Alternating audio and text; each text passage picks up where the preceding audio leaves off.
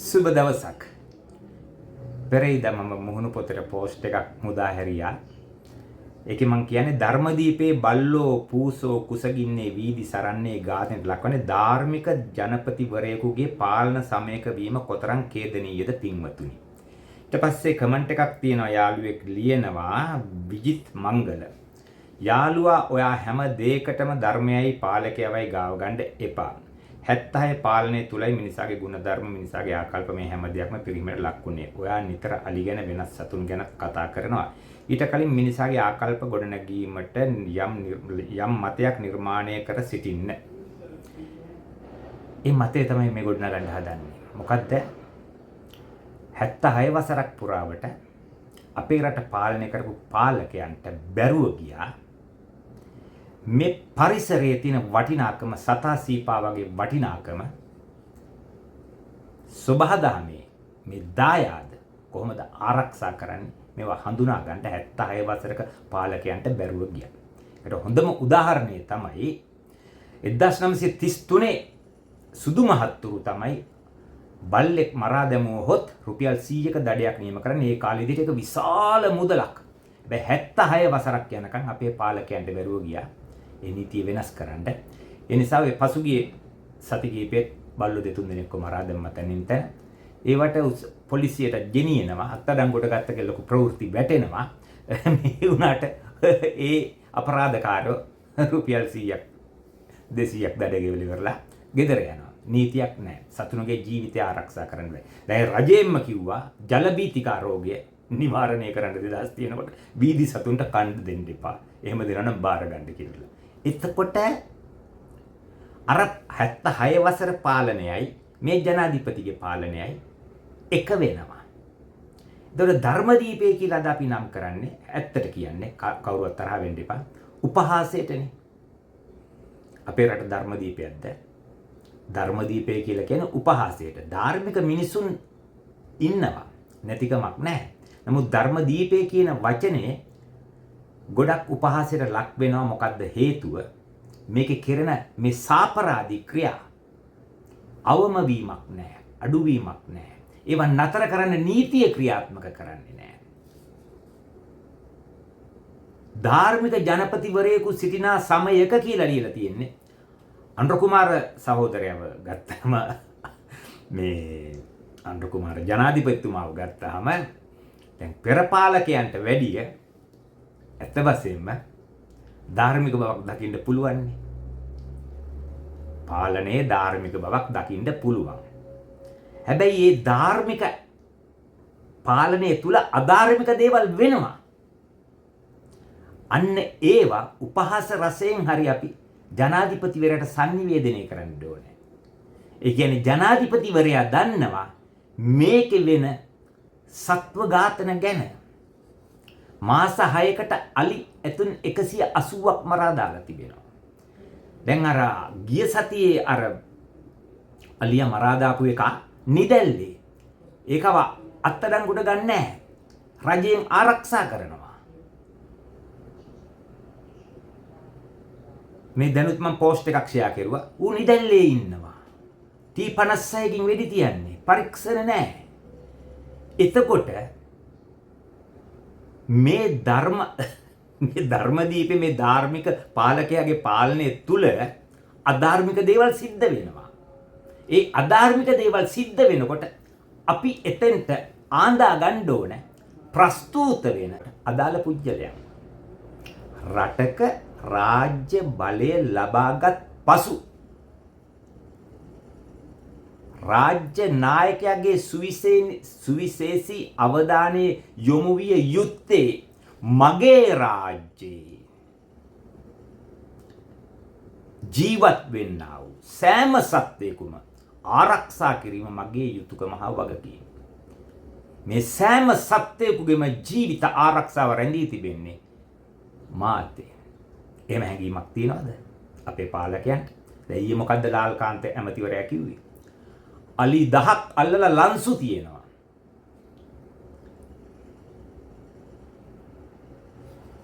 ධර්මදීපේ ධාර්මික පාලකයෙක්ගේ දේශපාලන අදහස් මහ පොළොවේ අලි සංඛ්‍යාව වැඩිලු. කවුද මේක හරියටම සංඛ්‍යාව ගණන් කෙරුවේ? මොකාටද ඒක කරන්න පුළුවන්? අලියන්ගේ පිටේ ගිහිල්ලා ඉවරලා ඉලක්කම් ලියනවද? ඔය එක එක එවුන් කියන ඒවා අධ්‍යාපනයක් නැතුව දේශපාලනට එන දේශපාලඥයෝ කතිකත්වයේ තුලින් පොරක් වුණාට මොලේ නැහැ. මේ ස්වභාව දහමේ දරුවෝ නසලා Taman තනියම ගමනක් යන්න කල්පනා කරනවා. එවන් විකෘති මානසිකත්වයන් වලට අපි කතා කරන්න උපහාසයෙන්. ඒකයි සහෝදරයා මම ධර්මදීපේ කියලා ධාර්මික පාලකයා කියලා ඉවරලා මේ පෝස්ට් එක දාන්නේ. මෙතනදී ජනාධිපතිවරයාට පුළුවන් කල්පනා කරන්න මේ මිනිස්සයා කියන විදිහට ඇත්තටම මම ධාර්මික පාලකයෙක්ද නෑ. කෝ සත්ව සුබ සාධන පනත ක්‍රියාවට නැංවෙන්නේ නැහැ. ඒකෙත් මොනවද අදාළ කරුණු? නීතියට යටත් කරන්නේ නැහැ හරි විදියට. ඍජුව බල්ලෙක් මරා දැම්මොත් ලක්ෂ 5ක් දඩය. එදා සුද්දට පුළුවන් වුණා සුදු මිනිස්සු වෙලා සිංහලයන්ගේ සතුන්ව ශ්‍රී ලාංකිකයන්ගේ සතුන්ව ආරක්ෂා කරන්න හැංගීමක්. නමුත් අපේ පාලකයන්ට එහෙම තියනවාද? වසර 5ක් හිරේ. අන්න නීතියට යටත් වෙනවා. බය වෙනවා. ඉතින් මිනිසුන්ගේ ආකල්ප වෙනස් කරන්න කියලා මගේ යාළුවා ඉල්ලනවා අලුත් මතයක් නිර්මාණය කරන්න කියලා. අන්නේ අලුත් මතයට යන්න නම් අපි මොකද්ද කරන්න ඕනේ? දේශපාලනිකව අපි ਵਿਚාරශීලී වෙන්න ඕනේ. අපි දේශපාලකෙක්ව බලයට ගේන්නේ ඔහුගේ සුඛ විහරණය උදෙසා නොවේ රටේ සුඛ විහරණය උදෙසා. රටේ කියන්නේ එතනට සතා සීපාවත් ගහ කොළත් පුරවැසියත් සේරමයි තියෙනවා. එනැතුව ප්‍රශක්ති ගයමින් පාලකයාව ආරක්ෂා කරන දේශපාලනයක් කරන විට අපි ආකල්පමය වශයෙන් වෙනස් වෙන්නේ නැහැ. අපිපත් කරගත්ත නායකයා කියලා අපිපත් කරගත්ත නායකයා කරන වැරදි S2 දැකලා අපි නිහඬව ඒවා අනුමත කරනවා නම් ඒ අපි වගේ මිනිස්සු ඉන්න රටකට හරියයිද? වැරද්දට හරි කියලා වැරද්දට නිහඬව ඉන්නේ. මම දකිනවා හොඳ JVP සහෝදරෙක් ඉන්න සමන්ත දීපාල් මම හිතන්නේ ඩුබායි රාජ්‍යයේද කොහෙද වැරද්ද කතා කරනවා. මමත් හොඳ JVP කාර්යයක් තමයි. පසුගිය සමයේ හොඳ වැඩ කොටසක් කෙරුවා. හැබැයි ඒගොල්ලෝ ගහන හැම පදයකටම නටන ගොම් හරකෙක් වෙන්නේ නැහැ. ඒගොල්ලන්ගේ වැරද්ද ලෙස දකිනවා. ඒ වැරද්ද ලෙස දැකීම තමයි මිනිසෙක් අගේ කරන්න ඕනේ. මූට කොන්දක් තියෙනවා. මු කෙලින් කතා කරනවා. හැබැයි අපි මොකද්ද හැඩගස්සලද හුරු කරලා තියෙන්නේ? ලෝකෙ නැති කුණුහරුප වලින් බනින්ද සමාජයක් බිහි කරලා තියෙනවා. මේ ඇවිදින පුස්තකාල අපි ගෙනාව නායකයෝ. ලැජ්ජයි, හිරිකිතයි. අලුත් මතයකට, අලුත් අදහසකට ඉඩක් දෙන්නේ නැහැ විජිත සහෝදරයා. ඔයා කියන විදියට. අලුත් මතයක් තමයි මේ ගොඩනගන්න උත්සාහ කරන්නේ. මොකද්ද? අපි ඇත්ත ඇති සැටියෙන් දකින්න ඕනේ. එතකොට අපිපත් කරගත්ත පක්ෂය වැරදි කරන විට අපි ඒකට හරි නොකියන්න වග බලා ගන්න ඕනේ. ඒක හරි විදිහටම ආකල්පමය වශයෙන් ඒ මතය හරියටම සමාජය තුල ස්ථාපිත කරන්න නම් ඉහළින් ප්‍රසාරණය වෙන පහළට මිනිස්කම බලලෝභීත්වය නෙමේ ප්‍රසාරණය වෙන්න ඕනේ මිනිස්කම. එහෙම දෙයක් වෙන්නේ නැහැ නේද? එහෙම දෙයක් වෙන්නේ නැහැ.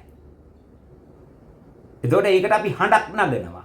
අපි ධර්මදීපය කියලා කියන්නේ උපහාසයට දැන්. ඒක ඇත්තටම දුකට කරුණක් නේ, ලැජ්ජාවට කරුණක් නේ. බුදුරජාන් වහන්සේ 3 වරක් වැඩිය මේ රටට. ඒ මිනිසුන් පාලන තන්ත්‍රයේ ධාර්මිකද? ස්වාමින් වහන්සේලා ධාර්මිකද? පල්ලේගම හේමරත්නලා ධාර්මිකද? ඥානසාරලා ධාර්මිකද? දැන් මම දැක්ක කාදිනල්තුමාගේ ප්‍රකාශයක්. ආණ්ඩුව හොඳ පියවරක් ගත්තලු පෙරහැර නතර කරන්නේ නැතුව දන්වැල් දාන්නේ එක තහනම් කරන එක හීලෑ අලින්ට. එන ගොබ්බ කතාවක් මේක කිව්වනම් එන ගොබ්බ කතාවක් නේ පෙරහැර නතර කරන්න පුළුවන්ද? දලදා පෙරහැර නතර කරන්න පුළුවන්ද?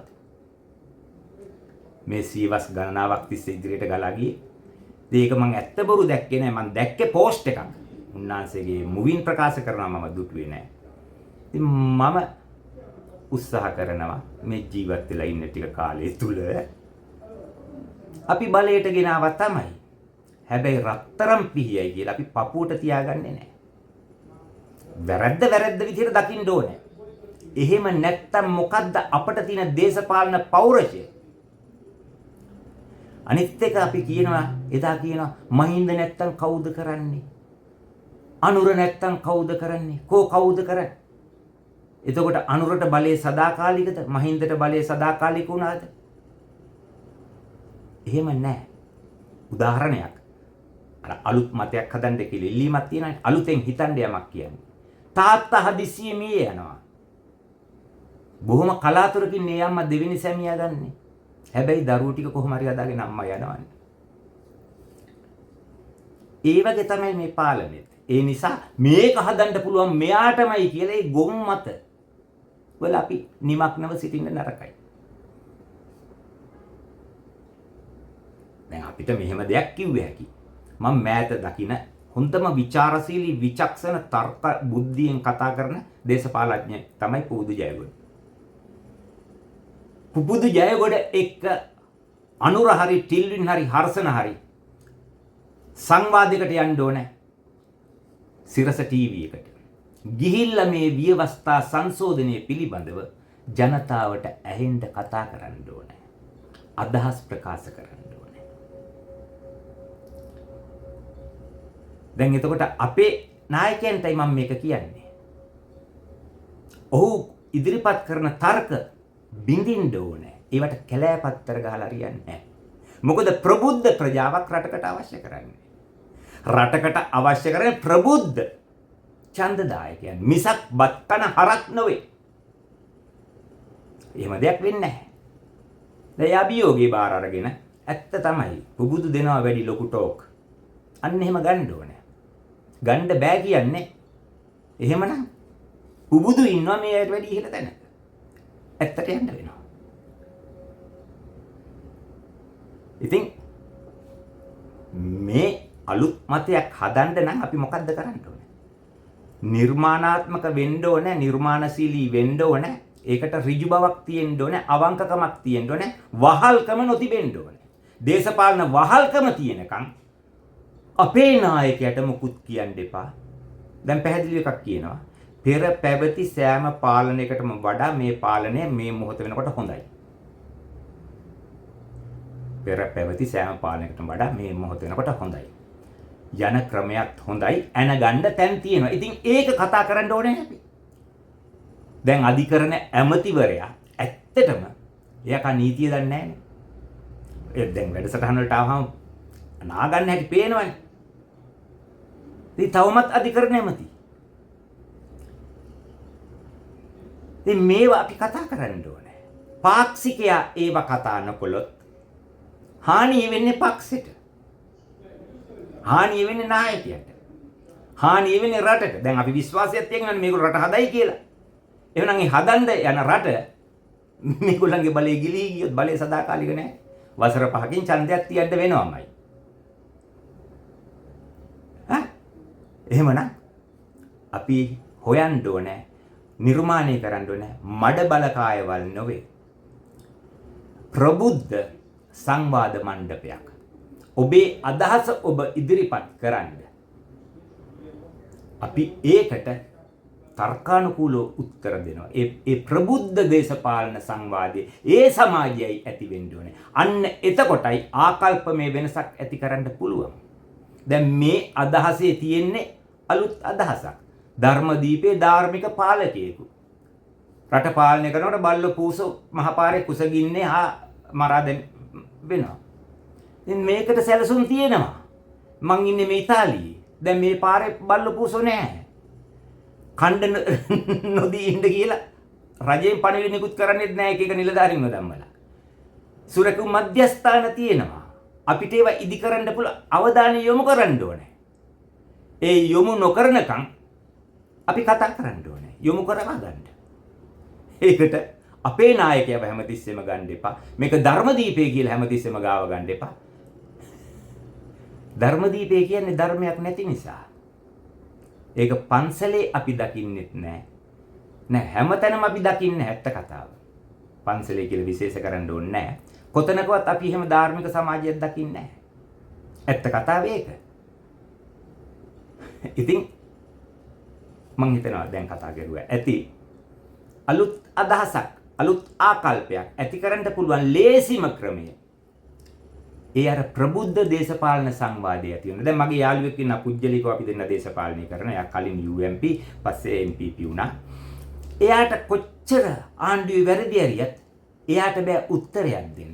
එයා ඇලිලා ඉන්නේ. මට කියනවා මේගොල්ලෝ හොරකම් කරන්නේ නැහැලු.